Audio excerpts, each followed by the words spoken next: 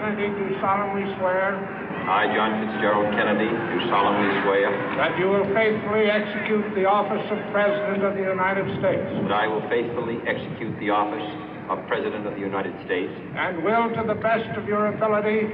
And will, to the best of my ability. Preserve, protect, and defend the Constitution of the United States. Preserve, protect, and defend the Constitution of the United States. So help you God. So help me God.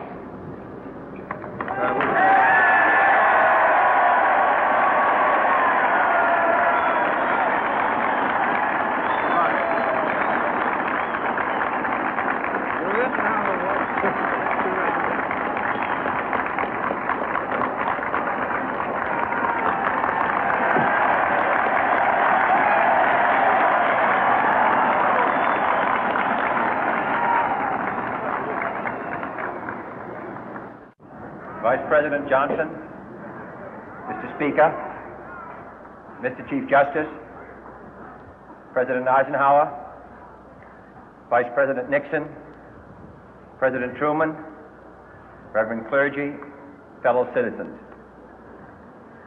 We observe today not a victory of party, but a celebration of freedom, symbolizing an end as well as a beginning, signifying renewal as well as change.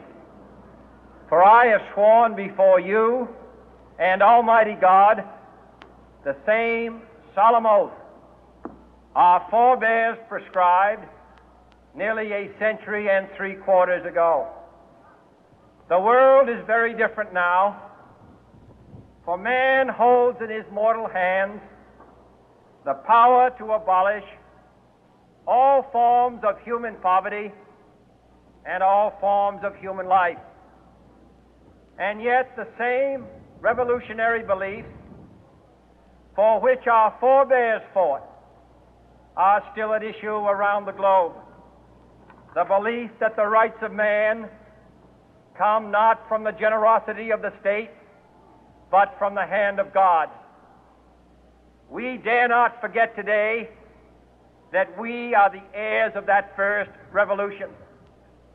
Let the word go forth from this time and place to friend and foe alike that the torch has been passed to a new generation of Americans born in this century, tempered by war, disciplined by a hard and bitter peace, proud of our ancient heritage, and unwilling to witness or permit the slow undoing of those human rights to which this nation has always been committed and to which we are committed today at home and around the world.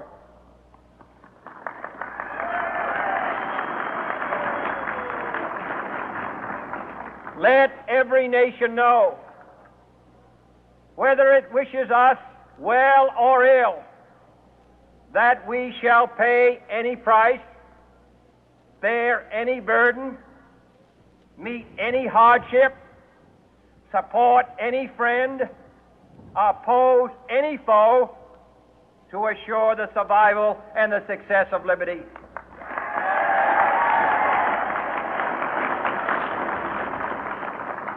This much we pledge and more.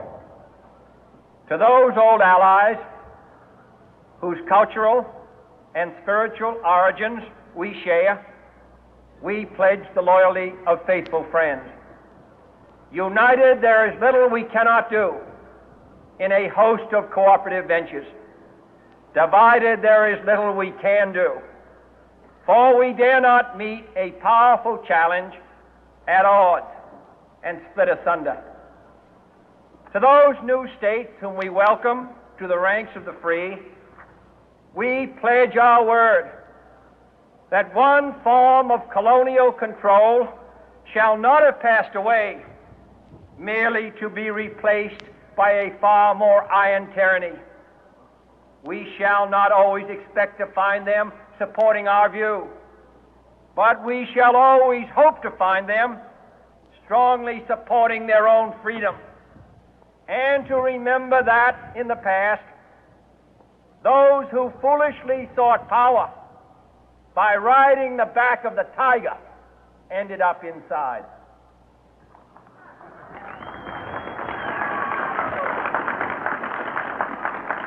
To those people in the huts and villages of half the globe struggling to break the bonds of mass misery, we pledge our best efforts to help them help themselves for whatever period is required, not because the communists may be doing it, not because we seek their votes, but because it is right. If a free society cannot help the many who are poor, it cannot save the few who are rich.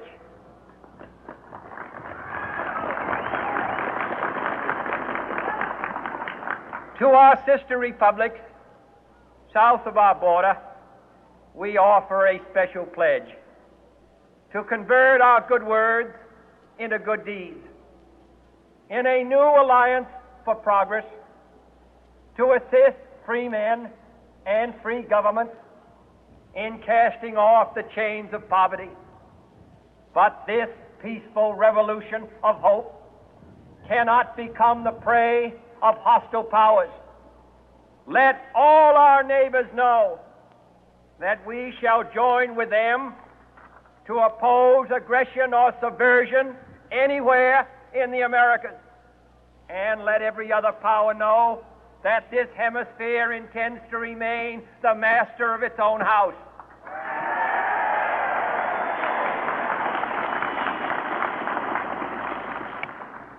To that World Assembly of Sovereign States, the United Nations, our last best hope, in an age where the instruments of war have far outpaced the instruments of peace, we renew our pledge of support to prevent it from becoming merely a forum for invective, to strengthen its shield of the new and the weak, and to enlarge the area in which its writ may run. Finally, to those nations who would make themselves our adversary, we offer not a pledge, but a request that both sides begin anew the quest for peace. Before the dark powers of destruction, unleashed by science, engulf all humanity in planned or accidental self-destruction, we dare not tempt them with weakness, for only when our arms are sufficient beyond doubt can we be certain beyond doubt that they will never be employed. But neither can two great and powerful groups of nations take comfort from our present course, both sides overburdened by the cost of modern weapons, both rightly alarmed by the steady spread of the deadly atom, yet both racing to alter that uncertain balance of terror that stays the hand of mankind's final war. So let us begin anew, remembering on both sides that civility is not a sign of weakness, and sincerity is always subject to proof. Let us never negotiate out of fear, but let us never fear to negotiate.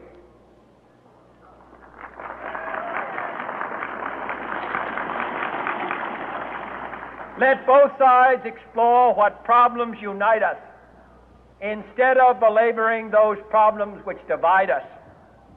Let both sides, for the first time, formulate serious and precise proposals for the inspection and control of arms, and bring the absolute power to destroy other nations under the absolute control of all nations.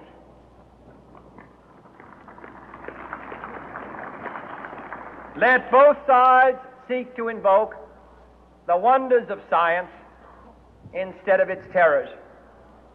Together, let us explore the stars, conquer the deserts, eradicate disease, tap the ocean depth, and encourage the arts and commerce.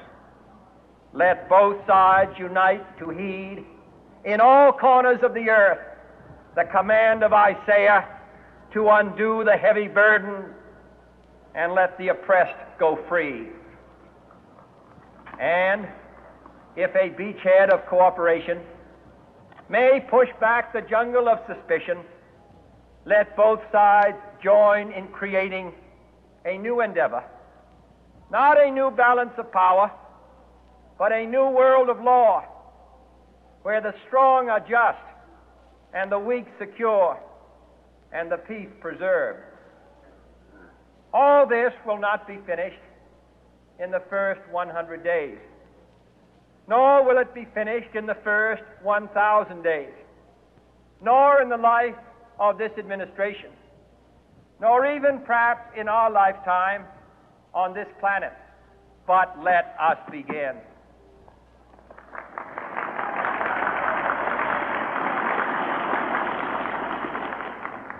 In your hands, my fellow citizens, more than mine, will rest the final success or failure of our course. Since this country was founded, each generation of Americans has been summoned to give testimony to its national loyalty. The graves of young Americans who answered the call to service surround the globe. Now the trumpet summons us again, not as a call to bear arms, though arms we need, not as a call to battle, though in battle we are, but a call to bear the burden of a long twilight struggle, year in and year out, rejoicing in hope, patient in tribulation, a struggle against the common enemies of man, tyranny, poverty, disease, and war itself. Can we forge against these enemies a grand and global alliance, north and south, east and west, that can assure a more fruitful life for all mankind? Will you join in that historic effort?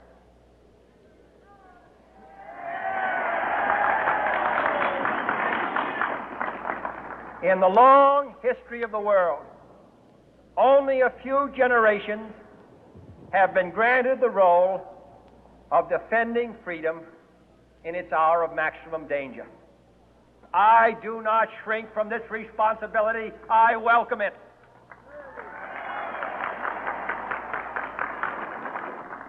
I do not believe that any of us would exchange places with any other people or any other generation.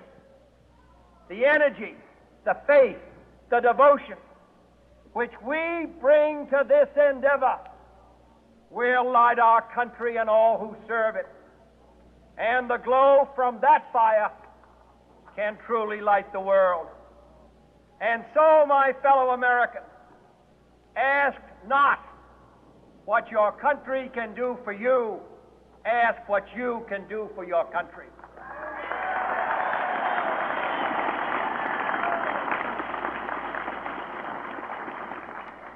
My fellow citizens of the world, ask not what America will do for you, but what together we can do for the freedom of man.